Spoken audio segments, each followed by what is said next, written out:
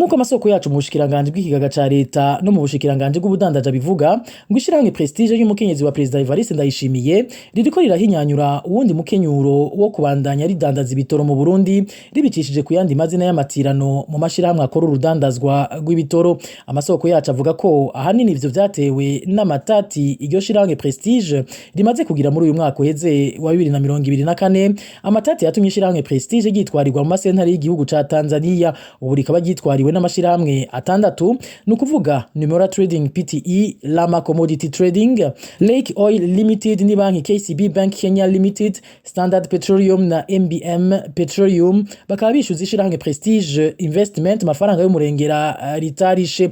Ivyo mbere bikaba biri mu vyatumye hari ubwato bwugaraniwe mu mazi y'ikivuko ca Dar es Salaam muri Tanzania kubera ishirahamwe Prestige ritashoboye kuriha amaritiro miliyoni hafi 25 ryari ryatumye ko. Amakuru duhabwa n'abategetsi mu bushikiranganje bw'ikigaga ca leta abandi yavuga yuko muri kino gihe ishirahamwe Prestige ririko rihindura umukenyuro kugira ngo risimbe izo manza muri Tanzania maze ribandanye rikora ku izina rya WELLBRED. Iryo naryo akaba ari ishirahamwe riri mu gipfungu cinshi kuko iryo zina rikoreshwa n'udushami twinshi mu bihugu bitandukanye.